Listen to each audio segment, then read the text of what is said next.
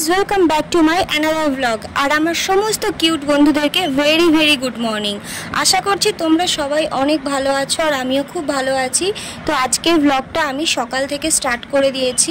এখন বাজে প্রায় সকাল 9টা আর আমি ঘুম থেকে উঠেছিলাম তখন প্রায় 6টা কি 6:30 বাজে। আমার বর সকাল 8:30টার মধ্যেই কাজে বেরিয়ে যায়, তাই জন্য আমাকে এতটা সকাল সকাল উঠতে হয়। হ্যাঁ, তো আমি যখন উঠেছিলাম আমি তখন থেকেই ব্লগটা স্টার্ট করতে পারতাম, কিন্তু আমার বর যেহেতু কাজে বের হয় 8:30টার সময়, তো ও হচ্ছে খাওয়া দাওয়া করে যায় প্লাস টিফিন নিয়ে যায় দুপুরে খাওয়ার জন্য। তো আমাকে হচ্ছে ভীষণ তাড়াহুড়ো করে রান্না বান্নাটা কমপ্লিট করতে হয়। ওই সকালবেলায় তো আমি ফোন ধরার মোটেই চান্স পাই না, তাই জন্য তোমাদের দাদাভাই কাজে বেরিয়ে যাওয়ার পরে আমি ব্লগটা স্টার্ট করেছি। তো এখন দেখো আমি ব্রাশ করছি আর এদিকে দেখো আমাদের এই বাড়ির এখানে পুচকে বিড়াল ছানাটা আমার দিকে তাকিয়ে বসেছিল, তাই ওকে আবার নিয়ে আসলাম তোমাদেরকে দেখানোর জন্য। জানো তো গাইস, এর জন্ম কিন্তু আমাদের বাড়িতেই হয়েছে। আর ওকে যদি একটুখানি আমি কোলে নিয়ে ঘাটাঘাটি করি না, তো এই বিড়াল ছানাটার মাটা না কি পরিমাণে যে রেগে যায়, ও সাথে সাথে আমার কাছে চলে আসে ওর বাচ্চাকে ফেরত নিতে। তো দেখো গাইস এখনো চলে এসেছে, তোমরা দেখতে পাচ্ছ কিনা জানি না। এই দেখো এই যে বিড়ালটাকে দেখছো, এটাই হচ্ছে ওর মা। তো আমি যদি একবারই ওই বাচ্চাটাকে একটু নিয়ে আসি না ঘাটাঘাটি করার জন্য, তোর মা সাথে সাথে চলে আসবে। তো গাইস আজকে আমার ব্লগের টপিকটা তো তোমাদেরকে বলাই হয়নি।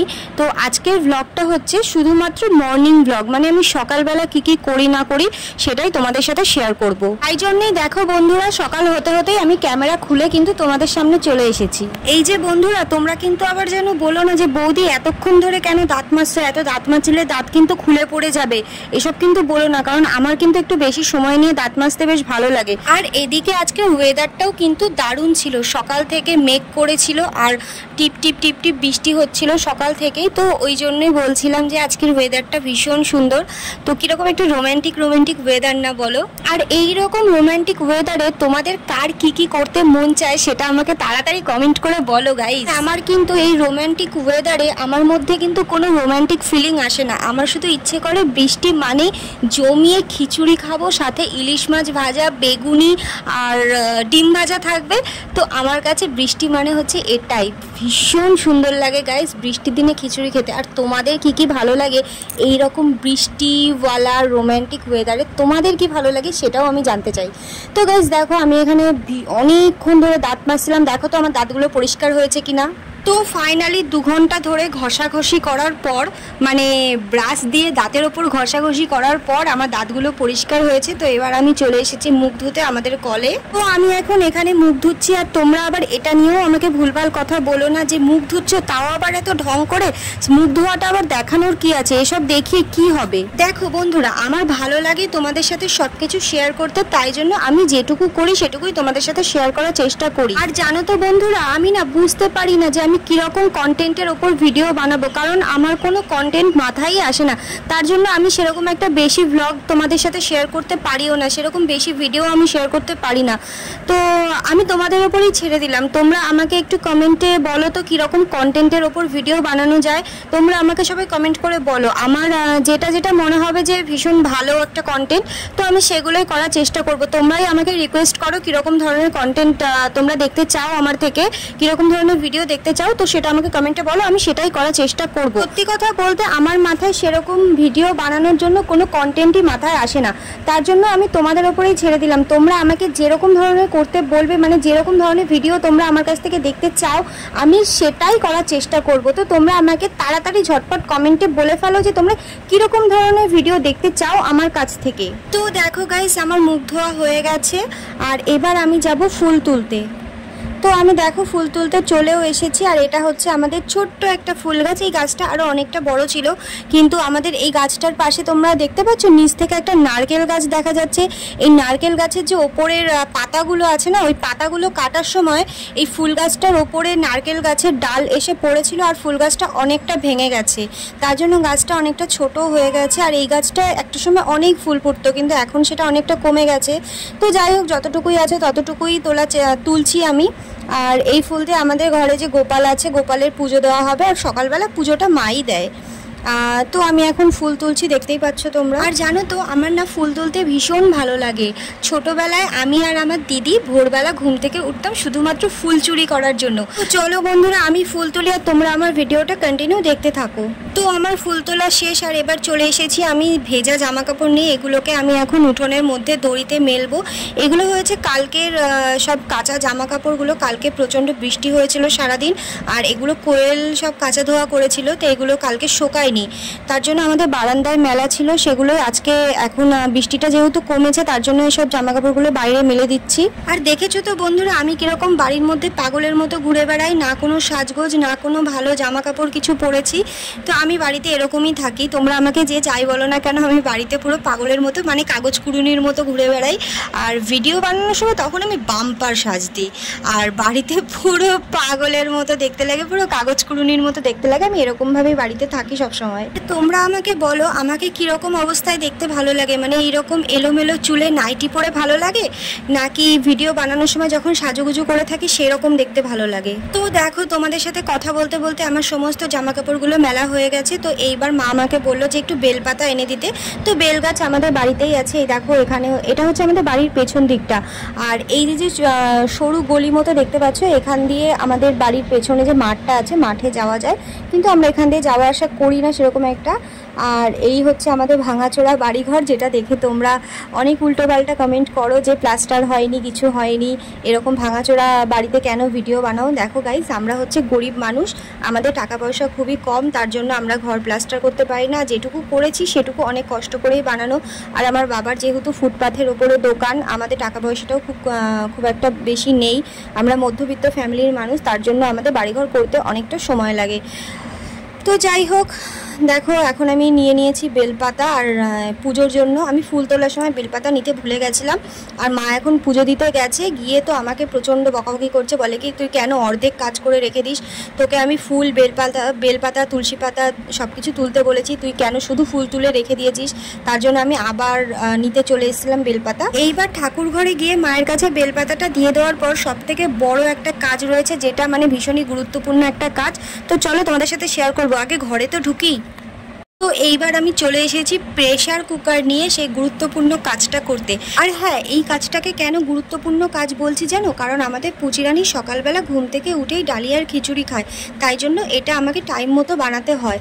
এখন প্রায় 9:30 মতো বাজে, এখনই হচ্ছে আমি এই খিচুড়িটা বানাবো। তো দেখো গাইজ, আমি না ক্যামেরা অন করার সময় না বুঝতে পারিনি যে এই গামলার থেকে যে হাতা চামচটা বেরিয়ে আছে এটা ছিল, সেটা আমার পরে ফট করে চোখে পড়েছে। তো আমি ভাবলাম যা বাবা কীরকম বিচ্ছিরি লাগছে ক্যামেরাটা দেখতে। তো যাই হোক, আমি এটাকে তারপরে সরিয়ে দিলাম, দিয়ে তারপরে এখনও ডালিয়ার খিচুড়িটা বানানোর জন্য ফার্স্টে আমি 2 চামচ ডালিয়া দিয়ে নিয়েছি। আর এইবার হচ্ছে হাফ বাটি মতো ডাল দিয়ে দেবো, যেটা আমি হাত দিয়ে দিচ্ছি, বাটি লাগবে না, কারণ আমার হাত দিয়ে দিতে দিতে একটা মাপ হয়ে গেছে। তো ডালিয়া দিয়েছি, ডাল দিয়েছি, এরপরে হচ্ছে চাল দিয়ে দেবো, আমার ওই হাতেরই হাফ বাটি মতো মানে চাল দিয়ে দেবো। আর তারপরে হচ্ছে এখানে রয়েছে অনেক রকমের সবজি, মানে যখন যেরকম সবজি ঘরে থাকে ঠিক তখন সেরকম সবজি দিয়ে এই খিচুড়িটা বানানো হয়। তো আজকে আমার কাছে যা যা ছিল, মানে আমার ফ্রিজে যা যা সবজি ছিল সেগুলো দিয়েই খিচুড়িটা বানানো হচ্ছে। তো তোমরা ভিডিওটা কন্টিনিউ দেখতে থাকো, ভিডিওটা কিন্তু একটু স্কিপ করো না, কারণ আমি অনেক দিন পরে আমি আজকে একটা ব্লগ ভিডিও দিয়েছি, তোমরা না দেখলে হবে বলো, তোমাদের জন্যই তো এত কষ্ট করে ভিডিও বানাই বলো। তো গাইজ, আমি সকালের সমস্ত কাজকর্ম শেষ করে চলে এসেছি খাটের উপরে। আর হ্যাঁ, তোমরা যেটা সকালবেলা ঘুম থেকে ওঠার পরেই করে নাও, সেটা আমি হচ্ছে সকালের সমস্ত কাজকর্ম শেষ করে তারপর করতে আসি। মানে সবাই হচ্ছে সকালে ঘুম থেকে ওঠার পরেই বিছানাটা গুছিয়ে নেয়, কিন্তু আমি দেখো পুরো উল্টো। আমি সকালবেলা ঘুম থেকে উঠে আগে চোখ ডলতে ডলতে যাই রান্না করতে, তারপরে হচ্ছে বর চলে যাওয়ার পর নিজে ফ্রেশ হই, পুচির খাবার বানাই, তারপরে আরও ঘরের অনেক টুকটাক কাজ থাকে সেগুলো কমপ্লিট করে লাস্টে আসি বিছানা গোছাতে। আর জানো তো বন্ধুরা, আমার একটা বদ অভ্যাস আছে, আমি এত সকালবেলা ঘুম থেকে উঠি বলে আমার যখন এই বিছানা গোছাতে আসি না, তখন প্রচণ্ড ঘুম পেয়ে যায়, মানে একটু ইচ্ছা করে না বিছানা গোছাতে, মনে হয় যে বিছানা গোছাতে এসে আমি যেন নিজেই ঘুমিয়ে পড়ি। আমার জানি না কেন আমার বিছানা গোছাতে আসলে প্রচণ্ড ঘুম পায়। আর জানি না এটা এত সকালে উঠি বলেই কি ঘুমটা পায়, নাকি অন্য কোনো কারণ আমি বলতে পারবো না, নাকি বিছানা দেখলেই ঘুম পায়, শুতে ইচ্ছা করে, ভগবান জানে। আর এক তো আমার বর, যে ওকে দিয়ে আমি আজ পর্যন্ত কোনো দিন বিছানাটা গোছাতে পারিনি, সবসময় আমাকেই বিছানা করতে হবে, প্লাস আমাকেই সকালবেলা উঠে বিছানা গোছাতে হবে। আর মহারাজ তো কিছুই করবে না। একটা দিন যদি ছুটি থাকে, বাড়িতে থাকে, তো ওকে যদি বলি যে আজকের দিনটা অন্তত তুমি গোছাও, সপ্তাহে 6টা দিন আমি গোছাই, একটা দিন অন্তত তুমি গোছাও, কিন্তু না গাইজ, ও তো কোনো কিছুতেই ওকে রাজি করাতে পারি না। ও কখনোই বিছানা গোছাবে না, সবসময় আমাকেই বিছানা গোছাতে হয়। আর এটা করতে আমার একটুও ভালো লাগে না। আর আমার সব থেকে যেটা বোরিং লাগে কি জানো তো, সেটা হচ্ছে মশারি টানানো। আমার না মশারি টানাতে একদমই ইচ্ছে করে না। আমার কথা হচ্ছে আমি শুয়ে থাকলে আমি শুয়ে শুয়ে মশার কামড় খাবো তাও ভালো, কিন্তু আমি ভাই মশারি টানাতে পারবো না। কিন্তু সেটাই আমাকে করতে হয়, কিছু করার নেই। তো দেখো আমি এখন বিছানা গোছাতে এসে শুয়ে শুয়ে ল্যাদ খাচ্ছি। আমার তো এখন মনে হচ্ছে কোনো কাজই করতে ইচ্ছা করছে না, সমস্ত কাজ চুলোয় যাক, আমি ভাই ঘুমিয়ে থাকি। আমার এখন শুয়ে থাকতে তো ভীষণ ভালো লাগছে। কিন্তু বন্ধুরা, শুয়ে থাকলে হবে বলো? কত কাজ বাকি পড়ে আছে। এখনও বিছানা গোছাবো, তারপরে হচ্ছে স্নান করা বাকি আছে, তারপরে দুপুরের পুজো বাকি আছে, অনেক কিছু বাকি আছে। তো এত কিছু ফেলে তো শুয়ে থাকা সম্ভব না বলো। তো যাই হোক, তাড়াতাড়ি করে বিছানাটা গোছাই আর তারপরে বাকি কাজ যেগুলো আছে সেগুলো করি। ও হ্যাঁ, তার মধ্যে আমার সকালের ব্রেকফাস্টটা হয়তো টাইম মতো হয় না, কারণ আমার একটা অভ্যাস হয়ে গেছে সকালবেলা 11:30 12টার সময় খেতে খেতে। আমি আর কোয়েল দুজন নেই সেম, মানে আমাদের হচ্ছে 12টা না বাজলে সকালের খাবার খেতে ইচ্ছা করেই না। তো যাই হোক, এখন আমি বিছানাটাকে গোছাই ফটাফট করে, কারণ তোমাদের সাথে কথা বলতে বলতে আমার বিছানা গোছাতেও দেরি হয়ে যাচ্ছে। আর তোমরা কিন্তু ভিডিওটা কন্টিনিউ দেখতে থাকো গাইজ। আর আমি তো এই প্রথম তোমাদের সাথে কথা বলতে বলতে বিছানা গোছাচ্ছি। তো যাই হোক, হয়তো একটু দেরি হচ্ছে তোমাদের সাথে কথা বলতে বলতে, কিন্তু তাও তোমাদের সাথে কথা বলতে আমার ভীষণ ভালো লাগে আর তোমাদের সাথে সব কিছু শেয়ার করতে খুব ভালো লাগে। তো গাইজ চলো আমি এখন বিছানাটা গোছাই, কিন্তু আমার তো একটু ইচ্ছা করছে না বিছানা গোছাতে। আর আমার প্রচণ্ড ঘুম পাচ্ছে, মনে হচ্ছে আমি এখন বিছানা না গুছিয়ে একটু ঘুমিয়ে নিই। তো কিন্তু উপায় নেই গাইজ, বিছানাটা গোছাতে হবে। আর তারপরে হচ্ছে আরও কিছু কাজ পড়ে আছে, সেগুলো করতে হবে, ঘুমালে তো চলবে না বলো। আর আমার আরেকটা অভ্যাস নেই, যেটা হচ্ছে অনেকেই করে, সেটা হচ্ছে দুপুরবেলা খাওয়া দাওয়ার পরে ঘুমানো। আমার যতই ঘুম পাক না কেন বা যতই সকালে উঠি না কেন, আমি কখনোই দুপুরবেলা খাওয়া দাওয়ার পরে ঘুমাই না। জানি না আমার কাছে কেন মনে হয় যে দুপুরবেলা খেয়ে দিয়ে ঘুমানোটা একদমই ঠিক না, যেটা শরীরের জন্য ভীষণ খারাপ। আর আমার ঘুমাতে ইচ্ছেও করে না। আমি দুপুরবেলা খাওয়া দাওয়া করে শুধু মোবাইল ঘাটাঘাটি করি, একটু মোবাইল ঘাটাঘাটি করে তারপরে বিকালের দিকে কি সন্ধ্যার দিকে ভিডিও বানাতে যাই। তো যাই হোক গাইস, চলো আমি আমার কাজগুলো কন্টিনিউ করতে থাকি। আর আমার ভিডিওটা তোমাদের কেমন লাগছে অবশ্যই বলো। আর এরপরে তোমরা নেক্সট কি ভিডিও দেখতে চাও আমার কাছ থেকে, সেটাও আমাকে কমেন্টে বলো। তো চলো, love you guys, tata, bye by.